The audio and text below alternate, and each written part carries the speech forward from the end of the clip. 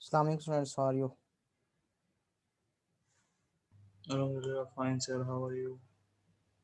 अल्लाह का शुक्र। क्या हो रहा है? सर वेट ही हो रहा था क्लास स्टार्ट होने का। Class hello sir. मैंने कहा था कि मगरिब के बाद स्टार्ट करेंगे तो 45 हो गए तकरीबन। ओके सो सर प्रीवियस, हाँ जी सर वो सेकंड लास्ट लेक्चर आपके वो यूट्यूब चैनल पे नहीं है, काइंडली शेयर कर दें। लास्ट लेक्चर नहीं होगा, सेकंड लास्ट तो है। 4 सर लेक्चर्स मैंने अपलोड, देखा 4 लेक्चर अपलोडेड है ना। सर तो लास्ट वाला है, सेकंड लास्ट मिसिंग हो गया था, उसमें यस आपने सर, थोड़ा सा पढ़ाया था जिसमें अच्छा आपकी शायद तबीयत इतनी ठीक नहीं थी। यस सर अच्छा वही अच्छा वाला।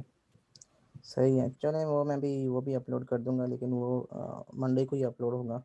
द रीज़न है कि यहाँ पे वो मेरा जो अकाउंट है वो वेरीफाई नहीं हो रहा इस पीसी पे, घर वाले पे। सो मैं मंडे को अपलोड कर दूंगा सारे लेक्चर्स, जो ये वाला भी लेक्चर और वो भी। ओके सो लास्ट टाइम हम डिस्कस कर रहे थे अबाउट डेटा मॉडलिंग। ठीक है, तो डेटा मॉडलिंग में कौन सी 3 चीज़ें होती हैं बताएं ज़रा, किसी को याद है? स्ट्रक्चर, कॉन्स्ट्रेंट्स और दूसरी पता नहीं, और प्रोसीजर्स। अच्छा, तो स्ट्रक्चर हमने देखा था कि स्ट्रक्चर में क्या क्या चीज़ें आती हैं, और हम देख रहे थे कि किस तरह से अगर आपने एक टेबल जो है वो क्रिएट करना है तो उसका स्ट्रक्चर कैसे क्रिएट होगा। उसमें आपको टेबल नेम देना पड़ेगा, और जैसे कि यहाँ पे मूवीज़ के नाम से टेबल है, तो मूवीज़ के नाम से टेबल क्रिएट कर सकते हैं। उसमें कौन कौन से एट्रीब्यूट्स होंगे और उनकी डेटा टाइप क्या होगी, और उनके ऊपर आप कंस्ट्रेंट्स कौन कौन से अप्लाई कर सकते हैं। जैसे प्राइमरी की का कंस्ट्रेंट है, तो अगर आप बनाना चाहते हैं कंपोजिट प्राइमरी की बनाना चाहते हैं तो आप इस तरह से मेंशन करेंगे कि प्राइमरी की है, ठीक है, और फिर आप यहाँ पे टाइटल और ईयर देंगे। ओके, तो इस तरह से आप जो है वो कंस्ट्रेंट्स जो हैं उसको इम्प्लीमेंट कर सकते हैं। सो आज मैं देखूंगा कि जो हमारे एक्चुअली जो कंस्ट्रेंट्स हैं, ठीक है, उस पे वो तो हमने देख लिए, लेकिन जो ऑपरेशंस हैं, जो तीसरा कंपोनेंट है वो बेसिकली प्रोसीजर नहीं है, वो बेसिकली ऑपरेशंस हैं। ठीक है, सो स्ट्रक्चर है, ऑपरेशंस हैं और कंस्ट्रेंट्स हैं। तो स्ट्रक्चर और ऑपरेशन कंस्ट्रेंट्स हमने देख लिए थे कि किस तरह से हम स्ट्रक्चर जो है वो टेबल का क्रिएट कर सकते हैं, और किस तरह से हम उसके ऊपर कंस्ट्रेंट अप्लाई कर सकते हैं। तो बहुत सारे कंस्ट्रेंट्स ऐसे हैं जो कि हम आगे जाके फर्दर अप्लाई करेंगे जैसे जैसे हम आगे मूव करते जाएंगे। और उसमें जो ऑपरेशंस हैं वो कौन कौन से हैं। तो अगर आपके पास टेबल्स हैं, if you have tables, you have structures, you have relations, तो उन रिलेशंस के ऊपर आप डिफरेंट ऑपरेशंस अप्लाई कर सकते हैं। अब उन ऑपरेशंस को समझने के लिए आपको पहले रिलेशनल मॉडल को समझने के लिए, उनके ऊपर जो ऑपरेशंस हैं वो समझने के लिए आपको बेसिकली पहले रिलेशनल अलजेब्रा जो है उसको समझना पड़ेगा। ठीक है, तो अगर मैं आपके पास ये रिलेशनल मॉडल जो है वो डिस्कस करने जा रहा हूँ, ठीक है, इसको मैं ओपन कर लेता हूँ अपने पास।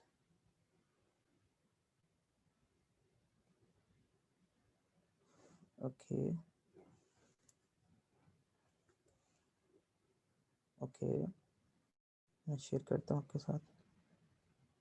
ओके, तो आज हम डिस्कस करेंगे कि अगर आपके पास 2 या 2 से ज़्यादा टेबल्स हैं, रिलेशंस हैं, ठीक है, तो उनके और उसमें डेटा आपके पास अवेलेबल है, उसमें नंबर ऑफ़ रोज़ हैं, नंबर ऑफ़ कॉलम्स हैं, मींस एट्रीब्यूट्स हैं और टपल्स हैं, तो आप किस तरह से उनके ऊपर ऑपरेशंस अप्लाई कर सकते हैं। तो जो रिलेशनल मॉडल के ऊपर जो ऑपरेशंस हैं उसकी जो बेस है वो है रिलेशनल अलजेब्रा। ठीक है, तो रिलेशनल अलजेब्रा जो है उसके कॉन्सेप्ट्स अप्लाई होंगे। सो फर्स्ट जो आपके पास ऑपरेशन है उसको हम देखने जा रहे हैं। फर्स्ट ऑपरेशन जो है इसमें आपको सबसे पहले पता होना चाहिए कि ये जो है ये रिलेशन स्कीमा है। रिलेशन स्कीमा में क्या क्या आता है, कोई बताएगा रिलेशन स्कीमा में क्या आता है? सर रिलेशन का नाम, एट्रीब्यूट्स के नेम और उनके डेटा टाइप्स। ओके, तो एज रिलेशन का नेम आएगा मींस टेबल का नेम आएगा, और उसमें कौन कौन से एट्रीब्यूट्स हैं मींस कौन कौन से कॉलम्स हैं, कॉलम्स के नेम्स क्या हैं, तो कॉलम टाइटल्स आएंगे यहाँ पे रिलेशन स्कीमा में। तो यहाँ पे उसने मेंशन किया है कि ये रिलेशन स्कीमा है और ये उसमें टपल्स हैं। तो टपल्स का मतलब ये है कि उसमें ये रॉज हैं मींस डेटा है यहाँ पे अवेलेबल, ठीक है। तो आपके पास इनके एक रिलेशन जो है उसमें क्या हो सकता है, उसमें हमारे पास रॉज होती हैं, ठीक है। और रॉज का ऑर्डर जो है वो इररेलेवेंट होता है। अगर एक रिलेशन है उसकी कुछ प्रॉपर्टीज हैं, तो प्रॉपर्टीज में ये था कि अगर ये टपल ऊपर कर देंगे और ये टपल नीचे कर देंगे तो इससे रिलेशन के ऊपर कोई फर्क नहीं आएगा, वो सेम रिलेशन ही कहलाएगा, ठीक है। और डुप्लीकेट रॉ नहीं होनी चाहिए रिलेशन में, ये भी इसकी एक प्रॉपर्टी है कि अगर सेम डेटा है इसमें और उसी डेटा सेम डेटा के नाम से आप सेम टपल जो है वो एक और है, ठीक है, तो वो रिलेशन नहीं कहलाएगा।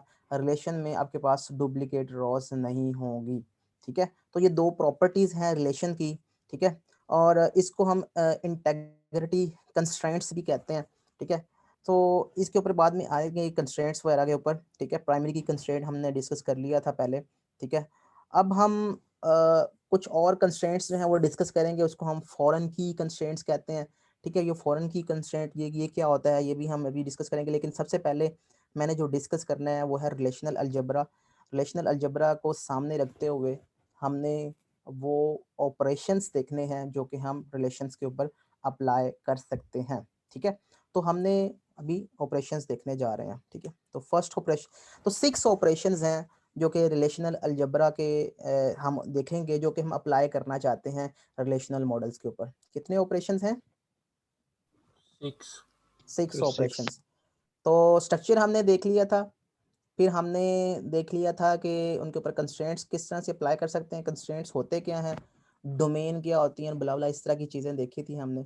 आज हम देखेंगे कि डेटा मॉडलिंग करते हुए आपने ऑपरेशंस भी देखने होते हैं।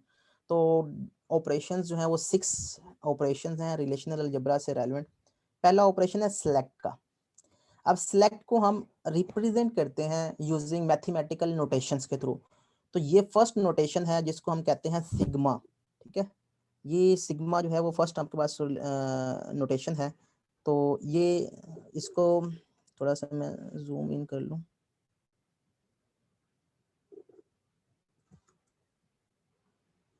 ठीक है।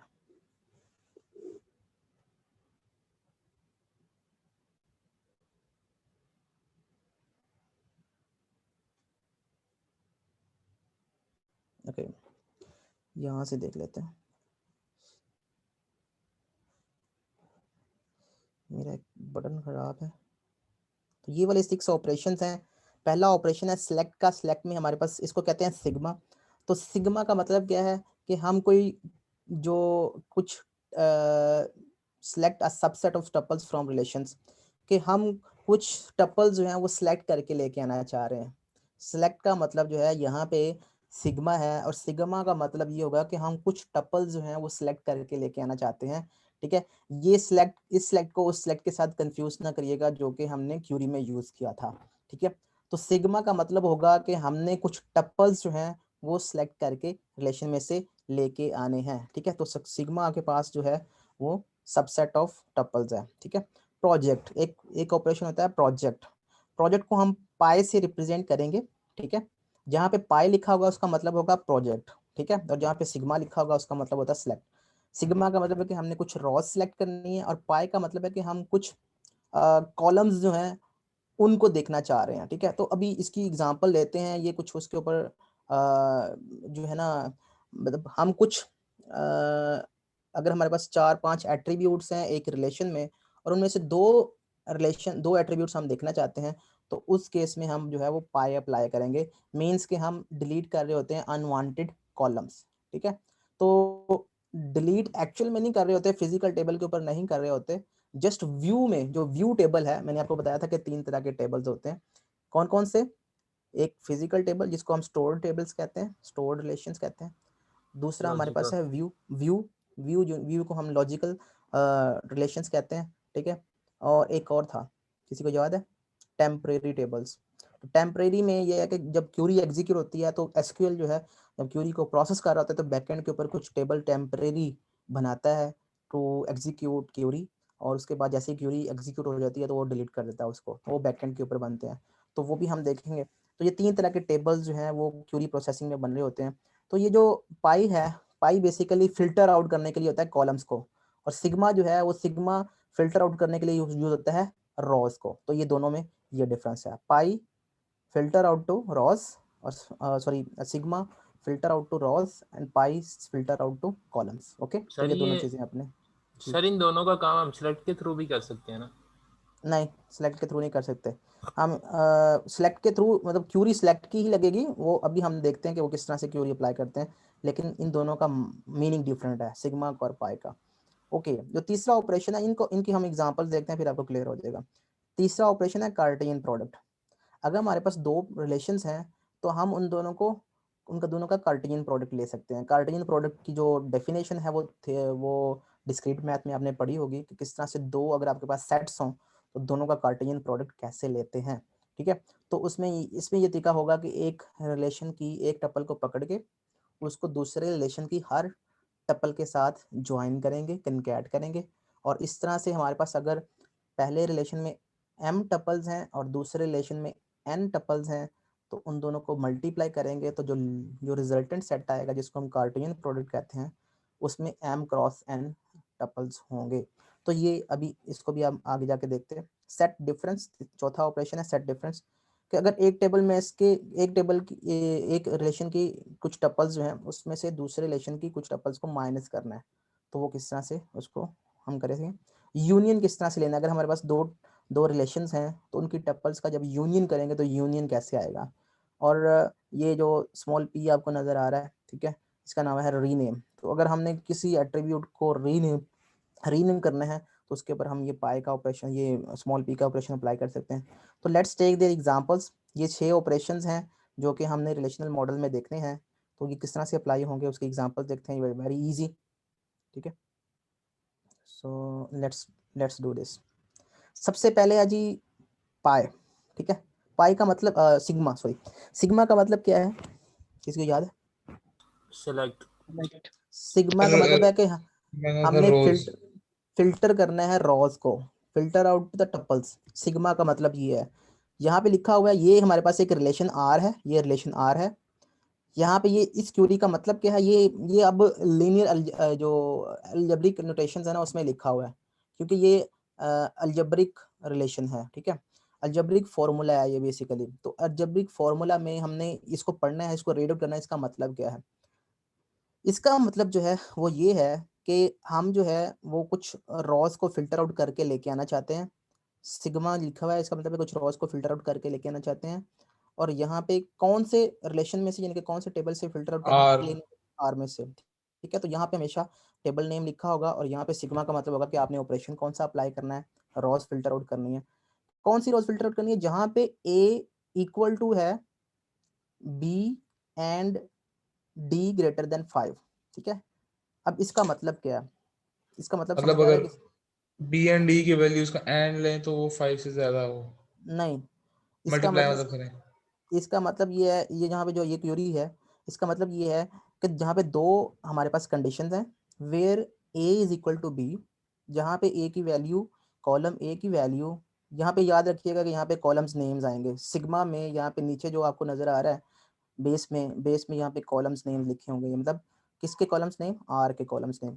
मीन्स यहाँ पे कोई कंडीशन लिखी होगी, उस कंडीशन को जो सेटिस्फाई करेंगी जो रॉस, वो रॉस सेलेक्ट होके आएंगी। ओरिजिनल टेबल आपके पास ये है, इसमें से जो रॉस इन कंडीशंस को वेरीफाई करेंगी, उन कंडीशंस के थ्रू जो इसको सेटिस्फाई करेंगी, सिर्फ वो टपल्स जो है वो सिलेक्ट आउट हो जाएंगी और वो आउटपुट में आ जाएंगी। तो आपने बेसिकली करना क्या है, ए इक्वल टू बी, जहाँ पे ए की वैल्यू बी के इक्वल है, तो कहाँ पे इक्वल है, यहाँ पे इक्वल है, अल्फा इक्वल टू अल्फा है, फर्स्ट, थर्ड एंड और फोर्थ। लास्ट फर्स्ट, थर्ड और फोर्थ, ठीक है। अब अगर सिर्फ ये वाली कंडीशन होती है कि sigma is equal to b, तो उसमें फर्स्ट, थर्ड और फोर्थ वाली रो जो है वो सिलेक्ट होकर आ जाती है। लेकिन एक और कंडीशन भी है, ये आगे एंड लिखा हुआ है, where a is equal to b and d is greater than 5, जहाँ पे d की वैल्यू ग्रेटर देन 5 है, वो भी कंडीशन, दोनों कंडीशन जहाँ पे ट्रू होगी सिर्फ वो रो सेलेक्ट करनी है। तो d की वैल्यू यहाँ पे 5 यहाँ पे 7 है, तो ये वाली रो सेलेक्ट हो जाएगी, पहली वाली रो। तो आप देख सकते हैं अल्फा अल्फा 1 सी, तो ये वाली रो जो है वो टपल सेलेक्ट होके आ गया। थर्ड वाली सेलेक्ट करें, थर्ड में जो d की वैल्यू है वो है 3, तो Yes, लिहाजा sir, यहाँ less पे than 5. ये कंडीशन यहाँ पे वेरीफाई नहीं होती, तो लिहाजा ये वाली रो सेलेक्ट होके नहीं आएगी। अगर 4 की बात करें तो 4 में beta is equal to beta है, ठीक है, ए यानी कि ए की वैल्यू बी के इक्वल है और डी की वैल्यू भी ग्रेटर देन 5 है, तो इसका मतलब है कि लास्ट वाली रो बीटा बीटा 23 10 ये वाली रो सेलेक्ट होकर आ जाएगी। तो आपको ऑपरेशन अप्लाई करना आ गया सिग्मा का, क्लियर है? Yes sir. सर ये ठीक है, सिग्मा कीबोर्ड से कैसे टाइप करेंगे? कीबोर्ड से कैसे टाइप करना, ये आप स्पेशल कैरेक्टर्स होते हैं वो माइक्रोसॉफ्ट ऑफिस में, तो वहाँ पे स्पेशल कैरेक्टर्स में जाके आप उसमें से सिलेक्ट करके आप उसको राइट डाउन कर सकते हैं। या दूसरा तरीका ये है कि आप गूगल करें, गूगल पे आपको मिल जाएगा सिग्मा, उधर से कॉपी पेस्ट करें और अपने डॉक्यूमेंट में राइट कर दें। ओके। सर ये हर बार कॉपी पेस्ट करना पड़ेगा? किसको? हेडर को? सिग्मा नहीं, सर बेसिकली स्पेशल बेसिकली ये नोटेशन समझाने के लिए है। अगर आपने, आपको मैं ये नहीं कहूँगा कि आपने टाइप करना है, आपने तो ऑब्वियसली इसको समझना है कि अगर इस तरह का क्यूरी आती है तो इसका क्या मतलब है, ठीक है? तो ये आपको ये पता होना चाहिए। और अगर आपने कोई क्वेश्चन करना है तो ऑब्वियसली आप यहाँ पे बुक नोट्स के ऊपर कर सकते हैं, उसको सॉल्व करके आप उसके स्नैपशॉट्स लेके सेंड कर सकते हैं, ठीक है? तो सर जैसे हमने पहले लॉजिकल ऑपरेटर्स पढ़े हैं सर, वो उसके अंदर हम एंड और की सिंबल नहीं लगाते अब, तो सर इसमें भी हम सिग्मा नहीं लिख सकते, तो उससे नहीं चल जाएगा माई एसक्यूएल में? स्पेशल नहीं, करेक्टर वाला होता है कीबोर्ड ना, वो डाउनलोड कर लेना हो जाएगा सर। ये जो है ना, ये बात, ये इस तरह की क्यूरी एग्जीक्यूट नहीं होगी एसक्यूएल में। ये तो जस्ट नोटेशंस हैं, ये रिलेशनल अलजबरा है। रिलेशनल अलजबरा का मतलब ये है कि ये थ्योरी है, थ्योरी में सिर्फ कॉन्सेप्ट्स पढ़ाए जाते हैं, उन कॉन्सेप्ट्स की बेस पे इम्प्लीमेंटेशन एसक्यूएल में होगी। एसक्यूएल का सिंटैक्स आपको पता है, उसका सिंटैक्स डिफरेंट है, उसमें सिग्मा के नाम से कोई चीज़ नहीं होगी, ठीक है? सर वो ये सिर्फ, बस थ्योरेटिकल है। हाँ, ये सिर्फ थ्योरेटिकल है, these are okay. Theoretical concepts, ये एक्चुअल में इम्प्लीमेंटेबल नहीं है, ठीक है? ये जस्ट आपको मैथमेटिकल नोटेशंस के थ्रू समझाने की कोशिश कर रहे हैं ताकि आपकी लॉजिक बिल्ड हो, ताकि आपको पता हो कि क्या क्या चीज़ कैसे इम्प्लीमेंट करनी है, ठीक है? तो ये उसका, अगर हमने आपस में कम्युनिकेट करना है तो we will communicate through algebraic relation, ठीक है? तो इससे हम जो है वो सिंपल एक दूसरे के साथ कम्युनिकेट कर सकते हैं। मतलब अगर मैं ये सिग्मा इस तरह से लिख दूंगा तो आपको पता चल जाएगा कि मैं क्या पूछना चाहता हूँ, ठीक है? तो आपने उसका आंसर लिख देना है। तो बजाय इसके कि मैं आपको बताऊं कि जहाँ पे ए की वैल्यू बी के इक्वल हो और डी की वैल्यू ग्रेटर देन 5 हो, इंग्लिश में ऐसे लिखूं, तो इंग्लिश में लिखने की बजाय मैं मैथमेटिक्स में लिखूंगा और आपको समझ आ जानी चाहिए कि इसका क्या मतलब है। अब पाई को समझते हैं, पाई का ऑपरेशन का। पाई के ऑपरेशन का मतलब यह है कि हम कुछ जो एट्रीब्यूट्स हैं उनको फिल्टर आउट, यानी कि कुछ कॉलम फिल्टर आउट करके लेके आना चाहते हैं। फॉर एग्जांपल आर है, आर एक रिलेशन है, टेबल है, इसमें बहुत सारे कॉलम्स हैं, A1 A2 A3 और AN तक जा रहे हैं, सपोज इसमें n कॉलम्स है। और k कोई नंबर है जो कि दरमियान में कहीं पे भी आ सकता है, k5 भी हो सकता है, अगर n 10 है तो k5 भी हो सकता है, k6 भी हो सकता है।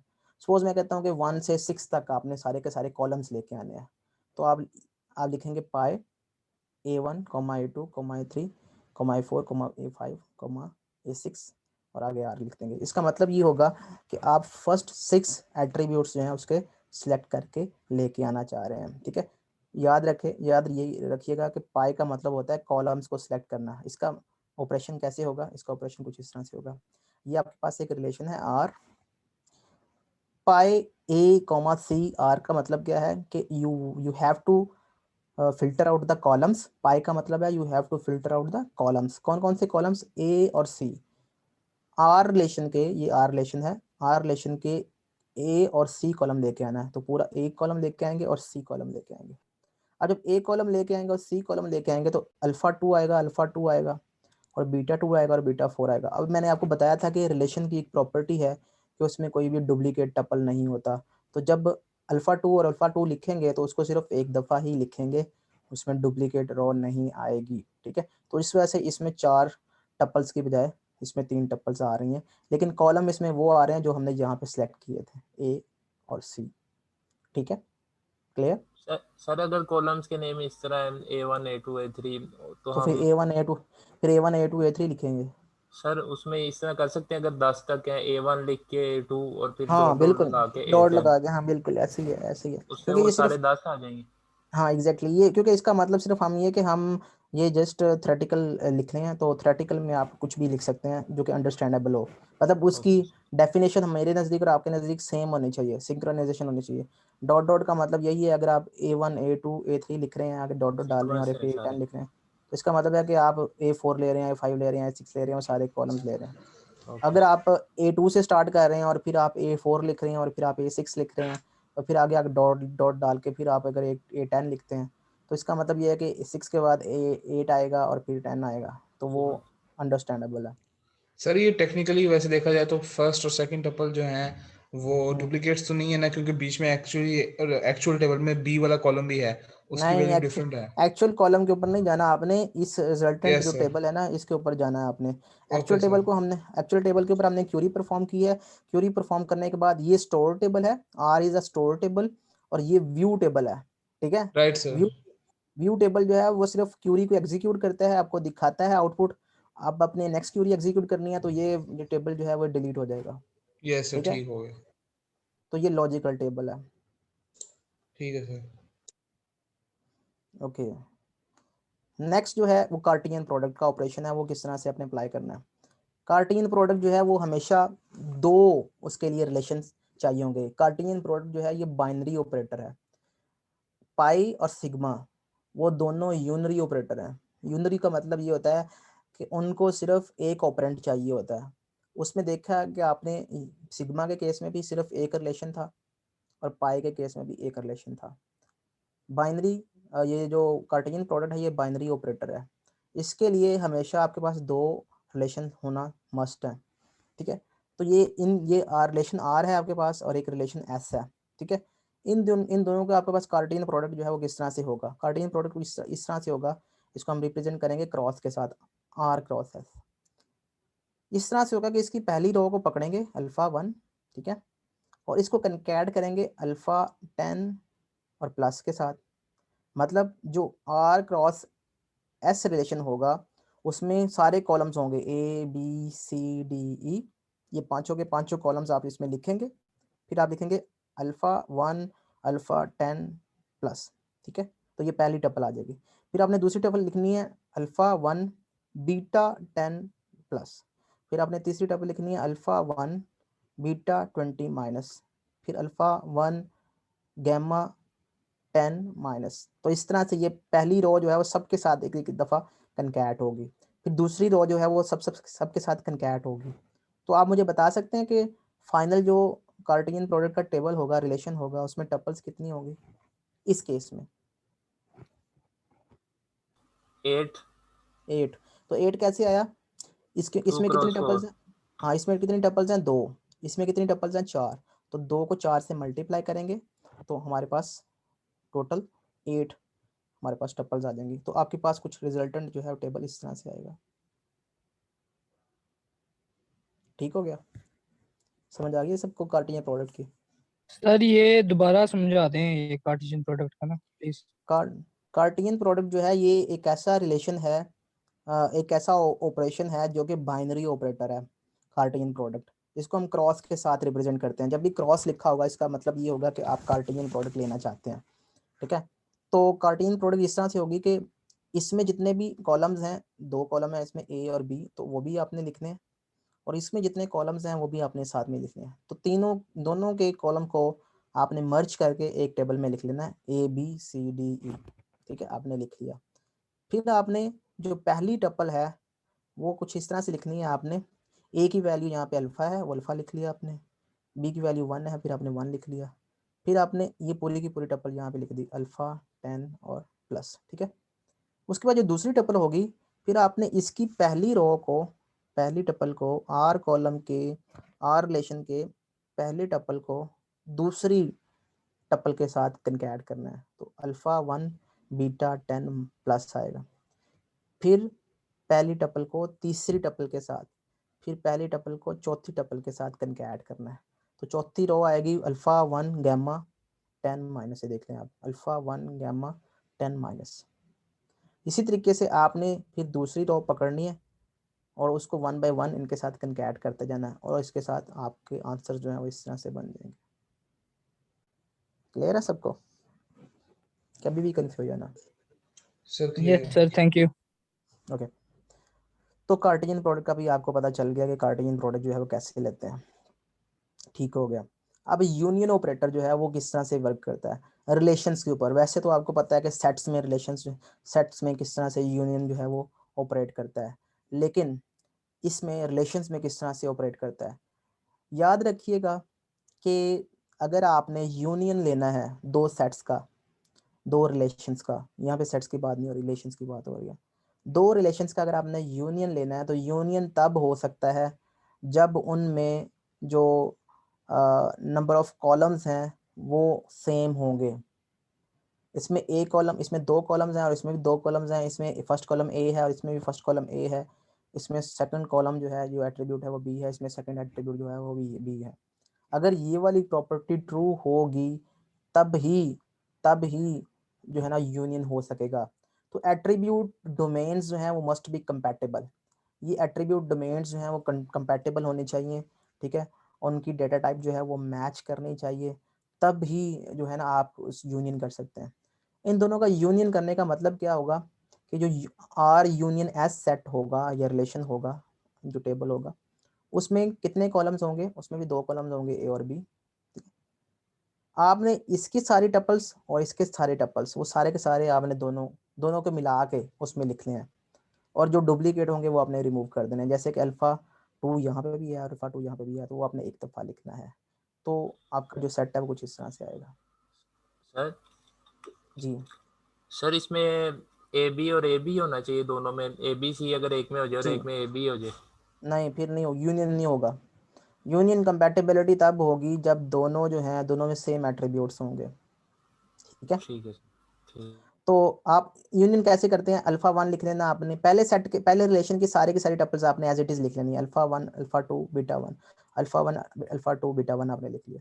फिर अल्फा 2 यहाँ पे नहीं लिख सकते, क्यों? क्योंकि अल्फा 2 पहले आ चुका है, तो डुप्लीकेट नहीं लिख सकते, तो बीटा 3 यहाँ पे लिख देंगे, ठीक है। तो इस तरह से यूनियन जो है वो इस तरह से आप इम्प्लीमेंट कर सकते तो हैं। सर अगर टेबल में बीटा बीटा क्या? बीटा 2 होता यहाँ सर पे? अगर टेबल में अल्फा 2 की जगह बीटा 2, हाँ, अल्फा की जगह पे अगर बीटा 2 होता तो वो लिखा जाता नीचे यहाँ पे, तो इसमें 5 टपल्स आ जाती। बीटा 1 के बाद बीटा 2 आता, फिर बीटा 3 आता, तो इसमें 5 टपल्स हो जाते हैं, ठीक है। तो ये इस तरह से आपने यूनियन का ऑपरेशन जो है वो अप्लाई करना है।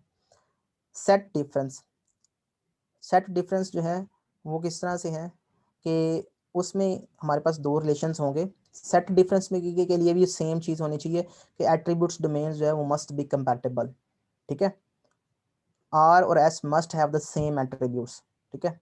तो सेम एट्रीब्यूट्स दोनों में होंगे, दो रिलेशंस होंगे, उनमें उनका सेट डिफरेंस तब आएगा जब दोनों के एट्रीब्यूट्स कंपैटिबल होंगे, ठीक है। तो उनकी डोमेन भी कंपैटिबल होनी चाहिए, ठीक है। ये नहीं है कि अगर ए है, ए रिलेशन है, सॉरी ए एट्रीब्यूट है, तो इसकी जो डेटा टाइप है वो इंटीजर है, और ये ए एट्रीब्यूट है, इसकी डेटा टाइप जो है वो फ्लोट है, ठीक है, या स्ट्रिंग है। तो इस केस में इन दोनों की कंपैटिबिलिटी नहीं है।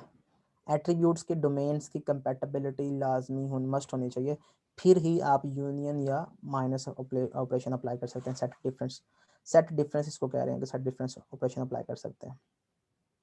सेट डिफरेंस का मतलब क्या है? आर सेट डिफरेंस एस, इसका मतलब ये है कि ऐसी सारी की सारी टपल्स जो कि आर की हैं वो आपने सिर्फ मेंशन यहाँ पे करनी है। कौन सी? ऐसी टपल्स जो आर में है और एस में नहीं है, वो सिर्फ वो टपल्स आपने लिखनी है। मैं दोबारा बता रहा हूँ, ऐसी सारी टपल्स वो आपने लिखनी है जो कि आर में है, आर टेबल में है और एस में नहीं है। फॉर एग्जांपल अल्फा 1 इसमें है और इसमें नहीं है, तो अल्फा 1 आपने यहाँ पे लिख लेना है। अल्फा 2 इसमें है और इसमें भी है, तो अल्फा 2 नहीं लिखेंगे। बीटा 1 इसमें है और इसमें नहीं है, तो बीटा 1 यहाँ पे लिखेंगे। तो दैट्स इट। तो आपके पास जो रिलेशन पहले आएगा आर, उसकी टपल्स आएंगी सारी की सारी ऐसी कौन सी टपल उसकी सारी आएंगी जो कि इसमें नहीं है, सेकंड वाले रिलेशन में, यानी कि एस वाले रिलेशन में नहीं है। ठीक है, समझ आ गई आपको? मैं दोबारा बता यस देता हूँ सर।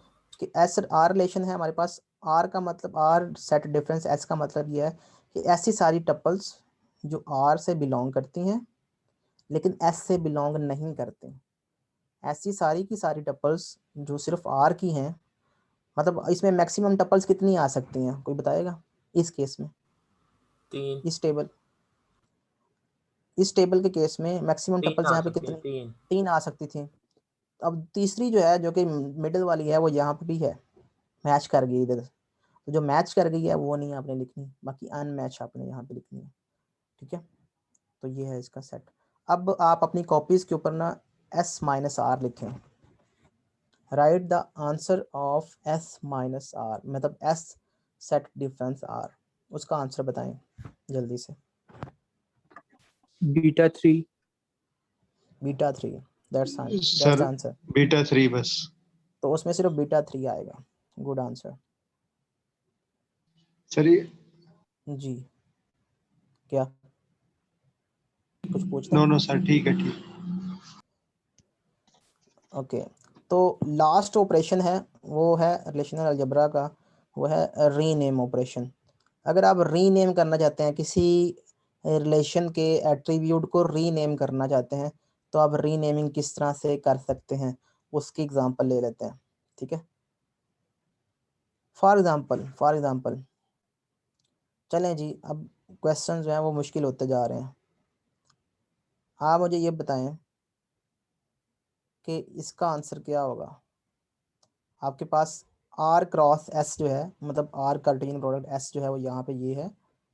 तो आपने इसका आंसर लिखना है अपनी कॉपीज के ऊपर, जो आपको नज़र आ रही है यहाँ पे statement, sigma a is equal to c R cross S.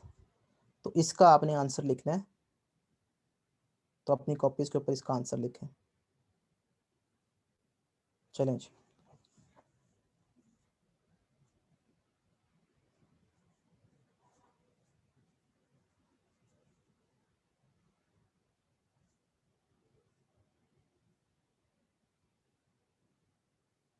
कितनी टपल्स आएंगी और कौन कौन सी आएंगी? सर 3 सर 3 आएंगी। 3 3 टपल्स आएंगे। आएंगी। तो पहली जो पहली टपल वाली। होगी, पहली टपल जो है वो ये वाली है, पहली टपल ये वाली आएगी आपके पास आंसर में। यस। उसके और बाद नीचे से क्यों आएगी? तीसरा। क्योंकि क्योंकि आपने कंडीशन, आपने फिल्टर करना है टपल्स को, ऐसी टपल्स को जहाँ पे ये कंडीशन होल्ड करती है। कौन सी कंडीशन? जहाँ पे ए की वैल्यू सी के इक्वल है। तो ए ये रहा और सी ये रहा, ए की वैल्यू यहाँ पे अल्फा है और यहाँ पे भी सी की वैल्यू भी यहाँ पे अल्फा है, तो ये मैच कर गई, तो ये वाली टप्पल आ जाएगी। अब यहाँ पे ए की वैल्यू अल्फा है, यहाँ पे बीटा, ये मैच नहीं करती। यहाँ पे अल्फा बीटा है, मैच नहीं करती। यहाँ पे अल्फा गैमा है, यहाँ पे मैच नहीं करती। बीटा अल्फा है, यहाँ पे मैच नहीं करती। यहाँ पे beta is equal to beta आ गया, तो आप ये वाली रो जो है वो सेलेक्ट कर लेंगे। उसके बाद यहाँ पे beta is equal to beta आ गया,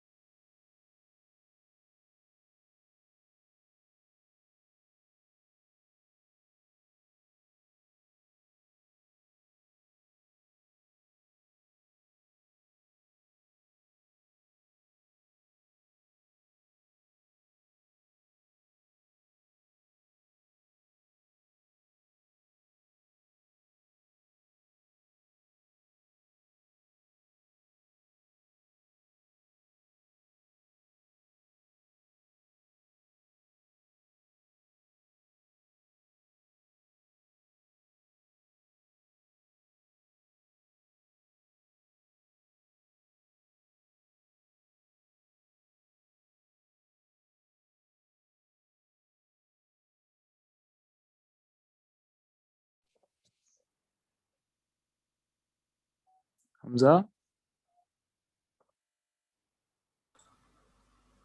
क्या हुआ? सर नेट की लीव कर गए। बात मैं है, सर के मैं नेट देखा था कि प्रॉब्लम। मैं वही देखा था। चल ठीक है।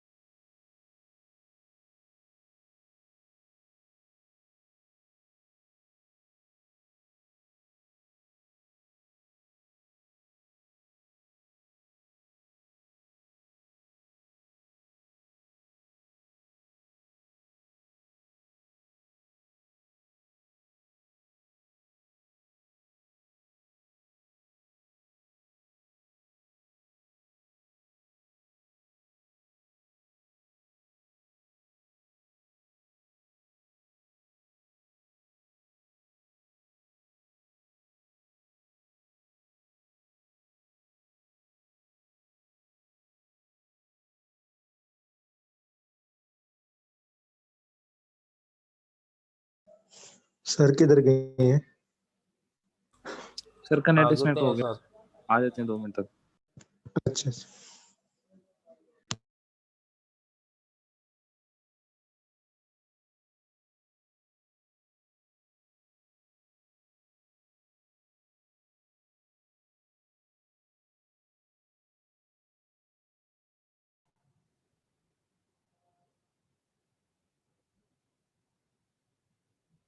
Sorry, net was disconnected. So आपको आवाज़ आ रही है अभी students? Yes sir. Yes sir. Okay. So sigma जो है उसका भी आपको अंडरस्टैंडिंग होगी और कार्टेशियन प्रोडक्ट जो है उसकी भी आपको अंडरस्टैंडिंग होगी, तो इसको किस तरह से अप्लाई करना है वो भी आपको पता चल गया। ठीक है। एग्जांपल्स जो हैं वो कुछ इस तरह से, ये वो मॉडलिंग है जिसकी बात हम कर रहे थे कि स्ट्रक्चर जो है उसका क्या मतलब है कि यहाँ पे बुक्स के नाम से एक टेबल है, टेबल में बुक्स में जो कॉलम्स हैं या एट्रीब्यूट्स हैं वो कौन से हैं, डॉक आईडी है, टाइटल है, पब्लिशर है, ईयर है। ठीक है। इस तरह से स्टूडेंट्स के नेम से टेबल है, ऑथर्स के नेम से टेबल्स हैं। तो ये आपको रिलेशंस की अंडरस्टैंडिंग होगी है कि रिलेशंस जो है उसको किस तरह से मॉडल किया जा सकता है। ठीक है। सर इसका इनमें मतलब क्या है? प्राइमरी की इतनी बताई हुई। हाँ, इसमें प्राइमरी की नहीं बताइए, ज़रूरी नहीं है कि हर रिलेशन में सर एक प्राइमरी क्वेश्चन की था मस्ट हो। जी ओके सर। सर, जी। आर माइनस एस जो हम सर सेट डिफरेंस करते हैं हाँ उसमें आर माइनस एस है, यानी कि हम सिर्फ वो वाले डेटा एलिमेंट्स लेंगे जहाँ पे आर जो सिर्फ आर में है। एग्जैक्टली ऐसी टपल्स लेंगे जो आर से बिलोंग करती हैं, लेकिन वो टपल्स एस में नहीं होनी चाहिए। सर अगर दोनों में डिफरेंस हो, यानी कि दोनों बिल्कुल मैच ना करती हो, तो फिर? दोनों मैच ना करती हैं तो पूरा का पूरा आर टेबल जो है वो आउटपुट आ जाएगी। Okay sir, thank you. Welcome. इसका मतलब क्या है, कोई बताएगा इसका क्या मतलब है? सर ईयर सर और सिर्फ टाइटल वाला ईयर्स और कॉलम आ टाइटल गया। वाले एट्रीब्यूट लेने हैं। ठीक है। अब आप देख सकते हैं कि यहाँ पे स्टूडेंट्स के नाम से टेबल है। ठीक है। स्टूडेंट्स के नाम से जो टेबल है वो यहाँ पे ये रहा। और स्टूडेंट्स में कौन कौन से एट्रीब्यूट्स हैं? स्टूडेंट आईडी है, स्टूडेंट नेम है, मेजर है, उसका एज है। इसका क्या मतलब है? इस क्वेरी का मतलब क्या है? जहाँ पे सर स्टूडेंट्स इसका में मतलब ये मेजर है कि वो सीएस के वाली इक्वल है। रो दिखाए जिसमें मेजर इक्वल टू सीएस हो स्टूडेंट्स किसकी? टेबल में। स्टूडेंट्स टेबल में इसका मतलब ये है कि ऐसी स्टूडेंट्स टेबल में ऐसी टपल्स लेके आओ जहाँ पे मेजर जिनमें जो है वो सी एस है। तो मेजर यस जो सर। है जहाँ पे सी एस होगा वो सारी की सारी टपल्स जो हैं वो फिल्टर आउट होके आएंगे। ठीक है। और नेक्स्ट जो है आपको पता है ये कार्टेशियन प्रोडक्ट। अब आपको इसका क्या मतलब है ये बताएं ज़रा, इसका मतलब। सर वो वाली टपल्स जिसमें पब्लिशर जो है वो मैकगॉहिल हो और हम्म उस बुक का जो ईयर है वो लेस देन 1990 हो। तो जहाँ पे ये दोनों कंडीशंस फुलफिल होंगी, ऐसी रोज जो कि बुक्स के टेबल में, ऐसी टपल्स जो कि इसको भी पब्लिशर नेम ये है मैकग्रा-हिल, और उसमें ईयर जो है वो उसका 90 से 1990 से लेस होना चाहिए, तो वो वाली रोज जो है वो फिल्टर आउट होके आएंगी। ठीक है। तो ये इस तरह से आप लिख सकते हैं। तो ये बेसिकली ये लिखा हुआ है, list the name of those authors who are living in Davis. तो हमने ऐसे नेम ऑथर्स के नेम्स लेके आने हैं जो कि डेवस में रह रहे हैं। तो ऑथर्स के टेबल में जाएंगे, वहाँ पे जहाँ पे एड्रेस उनका लाइक डेविस है वो फिल्टर आउट करके लेके आएंगे। वो सारी की सारी रोज फिल्टर आउट होके आएंगी। हमें क्या चाहिए? हमें सिर्फ उनके नेम्स चाहिए, तो हमने उनका नेम जो है वो फिल्टर आउट कर लिया। तो कॉलम आप जाएंगे। देख सकते, नहीं समझ आ रही? आगे समझो। इस चीज़ की समझ नहीं आई इस क्वेरी की? ये क्वेरी ये कहती है कि हमने नेम लेके आने हैं किन ऑथर्स के जो कि डेविस में रह रहे हैं। डेविस एक सिटी है। ठीक है। और ऑथर्स के टेबल में एक सिटी एड्रेस के नाम से जो है वो एक फील्ड है, उसमें सिटीज़ जो है उन्होंने एड्रेस मेंशन किया हुआ है। ठीक है। तो डेविस डेविस में रहने का मतलब ये है कि ओबियसली उनका जो एड्रेस है उसमें कहीं ना कहीं डेविस आता होगा। आगे पीछे उनके स्ट्रीट नेम्स या ऐसे नेम्स आ रहे होंगे जो कि पूरी लोकेशन का एड्रेस बता रहे हैं आपको, लेकिन डेविस कहीं ना कहीं आ रहा होगा। तो आपने क्या करना है? आपने ऑथर्स के टेबल्स में से जाना है, वहाँ पे जहाँ का वहाँ पे ऐसी टपल्स लेके आनी है जिनका एड्रेस में डेविस आ रहा है। तो ऐसी टपल्स लेके आओ, सिग्मा लगाएंगे, ऐसी टपल्स लेके आओ जिनका एड्रेस जो है वो लाइक डेविस है, ठीक है। तो डेविस कहीं पे भी उनके एड्रेस में आ गया तो समझें कि वो डेविस, उनकी जो लोकेशन है वो डेविस है। तो डेविस पे वो सारी की सारी टपल्स जो है सेलेक्ट होके आएंगी। उन टपल्स में से अब हम सारी की सारी टपल्स नहीं दिखाना चाहते, हम सिर्फ उनके नेम्स देखना चाहते हैं। ऐसे ऑथर्स जो डेविस में रह रहे हैं उनके सिर्फ नेम देखना चाहते हैं, उनका कंप्लीट एड्रेस नहीं देखना चाहते या सारी की सारी फील्ड्स नहीं देखना चाहते। तो हम उसको फिल्टर आउट करने के लिए, हम कॉलम को फिल्टर आउट करने के लिए हम पाई लिखा देंगे बाहर। सर तो हम इसके सिर्फ आगे उनका ऑथर्स फिर दोबारा आएगा एक दफा? नहीं, ये वो टेबल होगा, ये वो रिजल्टेंट टेबल होगा ऑथर्स के टेबल में से। ठीक है सर, ऑथर्स के टेबल में बहुत सारी सही है। रोज हो सकती हैं, हो सकता है 1000 रोज हों, और ये जो कंडीशन जहाँ पे ये वाली फुलफिल कर रहे हो सकता है वो 4-5 रोज हों। तो जो 4-5 टपल्स होंगी, जो सिलेक्टेड टपल्स होंगी, वो यहाँ पे आ जाएंगी इसकी जगह पे, ठीक है। तो एज ए टेबल बिहेव करेंगे, लॉजिकल टेबल। तो अब उस टेबल में से, ठीक है, वो जो रोज हमारे पास 4-5 आएंगी, उनके हम नेम देखना चाहते हैं, दूसरी चीज़ें नहीं, एड्रेस नहीं देखना चाहते, ब्ला ब्ला ब्ला। तो हम सिर्फ 5 पाई को फिल्टर आउट कर लेंगे, सर ठीक है। अगर हम ऐसे लिखें pi a name address like Davis, sigma ना यूज करें तो तब भी नहीं आ जाएगा? नहीं, पाई के साथ सिर्फ आप फिल्टर आउट कर कॉलम्स सकते हैं देख सकते? कॉलम्स को, ठीक है। Yes sir. उनमें आप कंडीशन अप्लाई नहीं कर सकते, ठीक है। तो ओके अब सर। हम अब क्या करें, आप इस वाली जो कंडीशन है ना, ये वाली जो नीचे वाली कंडीशन है, ये वाली, ये लिखने की कोशिश करें अपने पास। कहता है कि list the name of students who are older than 30 and who are not studying CS। ऐसे स्टूडेंट्स जो CS नहीं पढ़ रहे, जिनका मेजर CS नहीं है, ठीक है, और जिनकी एज जो है वो 30 से ज़्यादा है, उन स्टूडेंट्स के आपने नेम जो है वो आपने लिस्ट करने हैं। सिर्फ नेम लिस्ट करने हैं किन स्टूडेंट्स के, जिनकी एज 30 से ज़्यादा है और जो कि CS, जिनका मेजर CS नहीं है।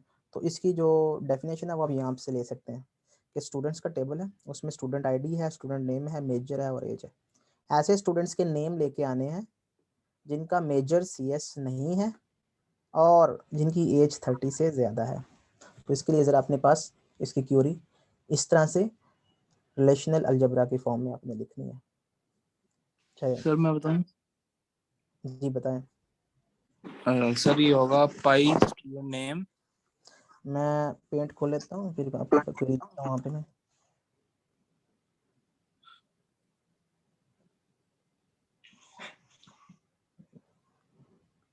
जी लिखवाएं सर अपनी पाई पाई स्टूडेंट नेम, स्टूडेंट नेम, और सर वो उसके लिए टेबल के लिए ब्रैकेट, टेबल के लिए ब्रैकेट, हाँ जी, सिग्मा, सिग्मा, सर उसका था major not equal to CS major not equal to CS, and major not equal to CS and as वो लेस देन 30 था ना? हाँ जी, ग्रेटर देन 30 था। Greater than 30 sorry. और टेबल फ्रॉम स्टूडेंट्स। यहाँ पे स्टूडेंट्स आ जाएगा। तो बिल्कुल सही है, इसमें क्यूरी इस तरह ही लिखनी थी हमने कि हमने स्टूडेंट्स के टेबल में से हमने वो टपल सेलेक्ट करके लेके आनी थी जो कि जिनका मेजर जो है CS नहीं है और जिनकी एज जो है वो 30 से ज़्यादा है। तो वो रोज़ सेलेक्ट हो जाएंगी। जब वो रोज़ सेलेक्ट हो जाएंगी तो उसमें से बेसिकली आपके पास अगर इस तरह से है टेबल स्टूडेंट्स का, मैं आपको बता देता हूँ। तो ये स्टूडेंट्स का टेबल है, तो इसमें 4 कॉलम्स थे, 1 2 और 3, और इसमें बहुत सारी रोज़ हो सकती हैं, ठीक है। तो फॉर एग्जांपल यहाँ पे ये ID है, स्टूडेंट ID है, ये स्टूडेंट नेम है और यहाँ पे मेजर है उसका और ये उसकी एज है। तो जहाँ जहाँ पे यहाँ पे फॉर एग्जांपल 30 एज का था स्टूडेंट, एक 35 का था, ठीक है, और 29 का था, ठीक है, 29। तो यहाँ पे कौन सी रो सेलेक्ट होगी अगर इसका मेजर जो है वो फॉर एग्जांपल CS है, इसका मेजर भी CS है और इसका मेजर जो है वो फॉर एग्जांपल IT है और इसका नेम A है, इसका नेम B है, इसका नेम C है। 1 2 3। तो जब सबसे पहले जब ये पहली कंडीशन अप्लाई होगी तो मेजर सी एस नहीं होना चाहिए, तो इसका मेजर जो है वो सी एस, मैं यहाँ पे आई टी कर देता हूँ, यहाँ पे भी आई टी कर देता हूँ। तो इसका मेजर जो है वो सी एस नहीं है, तो इसका मेजर भी सी एस नहीं है। तो ये वाली 2 टपल्स हैं वो सिलेक्ट होंगी पहली कंडीशन के मुताबिक। जब दूसरी कंडीशन अप्लाई होगी तो एज जो है 30 से ज़्यादा होनी चाहिए, तो ये वाली कंडीशन जो है ये वाली टपल फुलफिल कर रही है, तो इसके ऊपर सिर्फ ये सेकंड वाली जो रो है वो सिलेक्ट होके आएगी।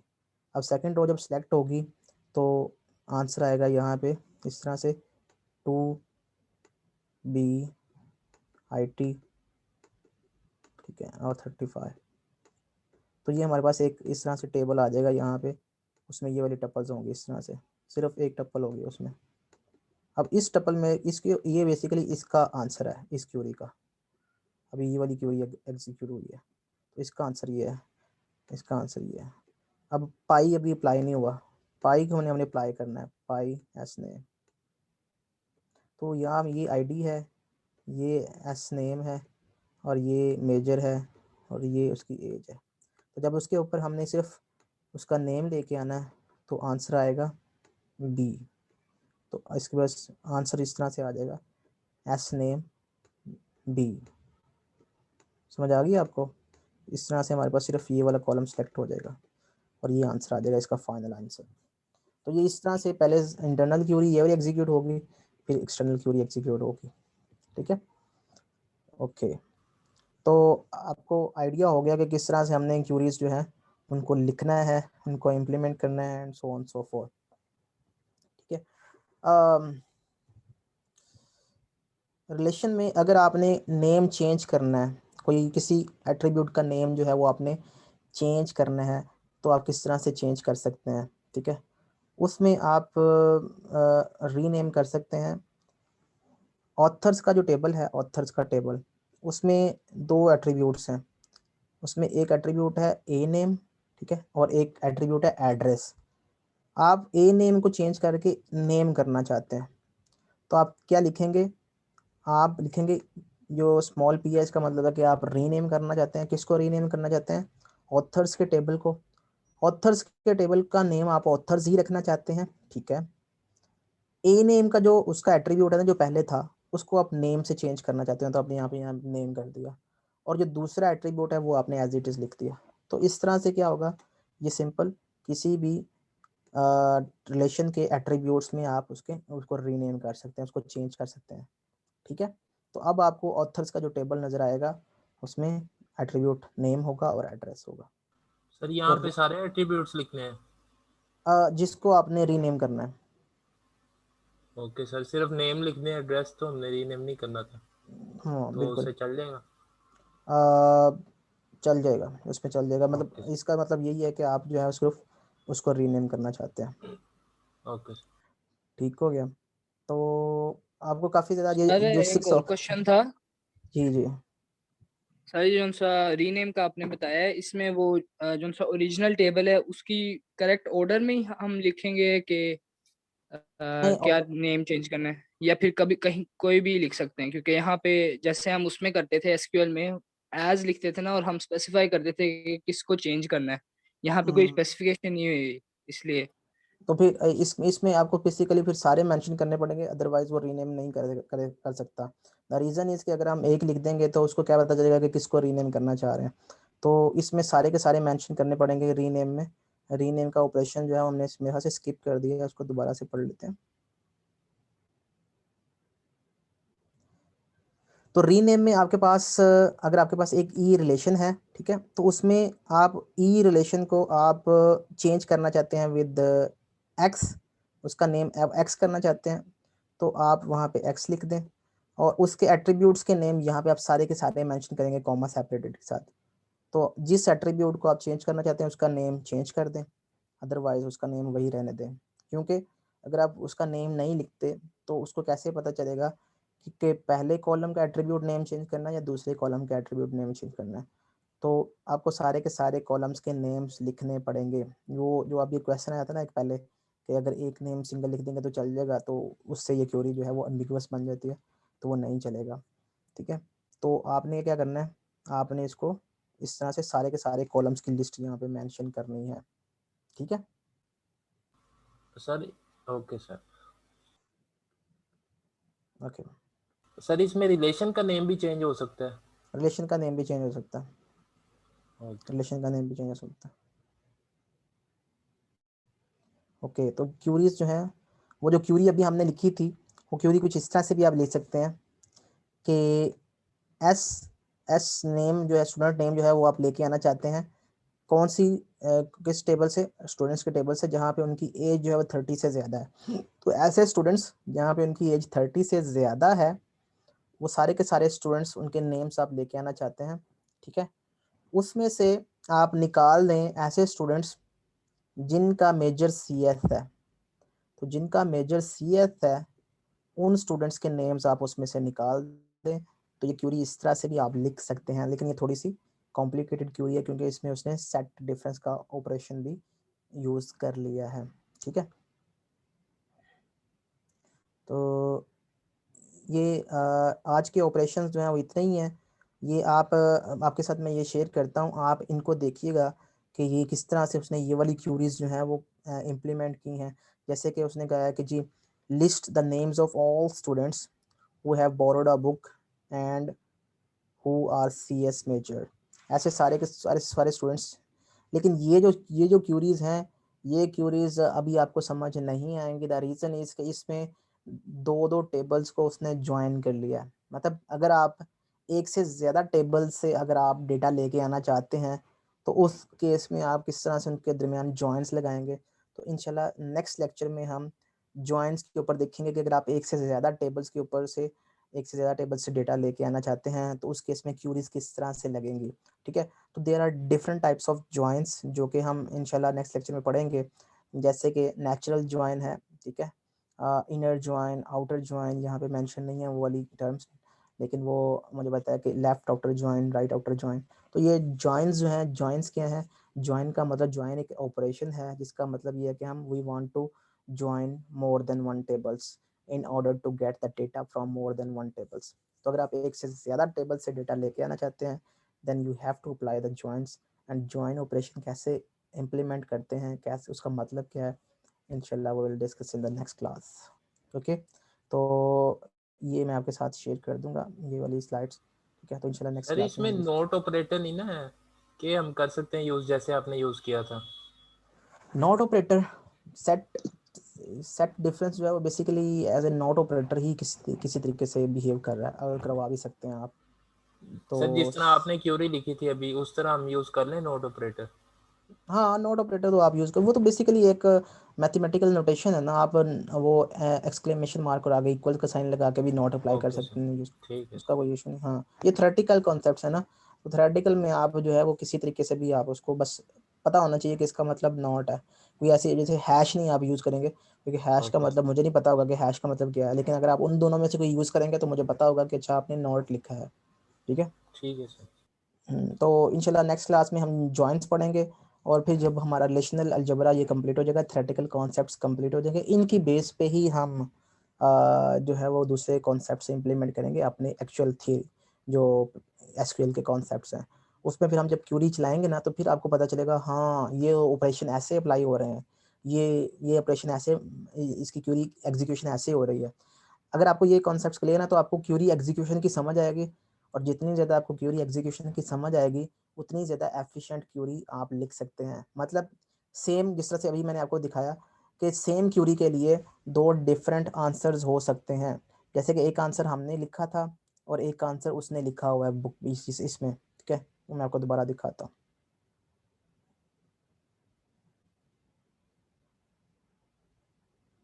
नीचे ये वाला। तो ये एक आंसर लिखा हुआ है, एक आंसर हमने लिखा था खुद से। दोनों का जो एंड रिजल्ट है वो दोनों का सेम है। तो आपने ये देखना है कि आप जज कर सकते हैं कि दोनों में एफिशिएंट कौन सी क्यूरी है। तो आप इसको ज़रा देखें जी। तलहा जाहिद, कोई क्वेश्चन है आपका? सर ये रीनेम का एक दफा दोबारा बता दें जो इसका सिंटेक्स लिखा हुआ। रीनेम में ये है कि यहाँ पे आपने स्मॉल p यूज करना है। जिस ऑथर्स का जो टेबल है, रिलेशन है, उसको आपने रीनेम करना है। उसमें कोई आप एट्रीब्यूट रीनेम करना चाहते हैं तो उसका ऑथर्स का नेम एज इट इज लिखना चाहते हैं, उसके उसके नेम को आप, रिलेशन के नेम को आप रीनेम नहीं करना चाहते, उसका नेम आपने एज इट इज लिख दिया। फिर आप जो फर्स्ट एट्रीब्यूट है ए नेम के नाम से, उसमें उसको आपने नेम से चेंज करना है, तो आपने यहाँ पे नेम लिख दिया। और बाकी जो एट्रीब्यूट्स आप चेंज नहीं करना चाहते वो वैसे ही लिख दें आप। तो उनका ऑर्डर भी सेम होना चाहिए। अगर ऑर्डर डिफरेंट होगा तो वो ऑफ कोर्स यही रिज्यूम करेगा। तो पहले टेबल जो फर्स्ट एट्रीब्यूट उसका नाम मैंने नेम करना है और दूसरे का आप एड्रेस करना है। फॉर एग्जाम्पल अगर आप एड्रेस यहाँ पे लिख देंगे और नेम यहाँ पे लिख देंगे तो ए नेम जो है वो एड्रेस के साथ चेंज हो जाएगा और एड्रेस जो है वो नेम के साथ चेंज हो जाएगा। तो ये आपने इस चीज़ की टेक केयर करनी है। सर ये ऑथर्स में 2 ही एट्रीब्यूट्स थे, ऊपर करके देखें जरा एक। कितने हैं उसमें? मैं वैसे ही पूछ रहा हूँ, मुझे नहीं पता सर, मैं देख के बता। 2 ही हैं। Okay sir, okay. तो पहला एट्रीब्यूट उसका ए नेम है और दूसरा एट्रीब्यूट उसमें एड्रेस है। तो आपने, अगर आपने सिर्फ ए नेम को चेंज करना है तो आपने ए नेम को यहाँ पे चेंज कर दिया, ठीक है, और बाकी उसको नेम के साथ चेंज कर दिया और यहाँ पे उस एड्रेस आपने एज इट इज लिख दिया। अब यहाँ पे अगर आप एड्रेस नहीं लिखते ना तो मसला हो जाएगा। मसला ये हो जाएगा कि वो और कहेगा कि ऑथर्स में नेम जो है वो किस एट्रीब्यूट को बनाना है, ए नेम को बनाना है या एड्रेस को बनाना है या पहले को बनाना है। तो उसमें थोड़ी सी कंफ्यूजन है, एम्बिग्विटी है। तो इस वजह से सारे के सारे एट्रीब्यूट्स जो हैं वो यहाँ पे आएंगे, जो चेंज होंगे वो भी, जो नहीं चेंज होंगे वो भी, और उनका ऑर्डर भी मैटर करेगा। ठीक है। तो मेरा क्वेश्चन ये था कि इन दोनों क्यूरीज में से आप घर जाके इसको ज़रा देखिएगा कि इस क्यूरी में और उस क्यूरी में डिफरेंस क्या है। जब इसकी एग्जीक्यूशन होगी इसको एग्जीक्यूट करके देखें। एग्जीक्यूट करने का देखा मतलब ये है कि आप ना अपने पास एक डेटा सेट बनाएं, ठीक है, और उसमें कोशिश करें कोई 10 रोज़ ले लें और इस पे जो जो सेम ये टेबल है इस तरह की उसकी स्ट्रक्चर होना चाहिए, सेम स्ट्रक्चर होना चाहिए। उसमें आप डमी डेटा लें और डेटा ऐसा लें थोड़ा सा मिलता जुलता हो, ठीक है, उसमें कुछ कॉमन भी चीज़ें आ रही हों और कुछ एज जो है वो 30 से ज़्यादा हो, कईयों की कम हो, और कई लोग जो हैं वो IT के हों, कई लोग CS के हों। तो उसमें आप देखिएगा कि जब आप ये क्यूरी अप्लाई करेंगे ये वाली और फिर ये वाली, इसका रिजल्ट लेंगे, और जो मैंने क्यूरी या आपने क्यूरी लिखवाई थी वो वाली क्यूरी अप्लाई करेंगे, तो दोनों में डिफरेंस क्या है मुझे अपने नेक्स्ट क्लास में बताना है। ठीक है, वो डिफरेंस आपको तब पता चलेगा जब आप स्टेप बाय स्टेप उसको एग्जीक्यूट करेंगे और उसके जो दरमियान में जो डमी टेबल्स हैं, ठीक है, टेम्परेरी टेबल्स जो हैं वो जब आप लिखते जाएंगे तो फिर आपको आइडिया होगा कि अच्छा जिसमें टपल्स ज़्यादा आ रही हैं या जिसमें ज़्यादा प्रोसेसिंग हो रही है, वो प्रोसेसिंग कैसे होगी, ऑब्वियसली जिसमें ज़्यादा टपल्स आ रही होंगी तो जिसमें ज़्यादा जो है वो ऑपरेशन अप्लाई हो रहे होंगे, तो उसमें आपको समझ आ रही होगी कि ये क्यूरी लॉन्गर है, ये क्यूरी जो है वो फास्टर है। तो आपने मुझे नेक्स्ट क्लास में बताना है इन दोनों में से फास्टर क्यूरी कौन सी है। ठीक है, इंशाल्लाह सर। तो thank you so much for joining the class. आज की क्लास काफ़ी इंटरेस्टिंग थी आपके लिए, ठीक है, क्योंकि ये ऑपरेशन बड़े मज़े के हैं और इंशाल्लाह ये ऑपरेशन हम SQL में अप्लाई करेंगे। ठीक है, ओके जी, अल्लाह हाफिज़। अल्लाह हाफिज़। अल्लाह हाफिज़ सर।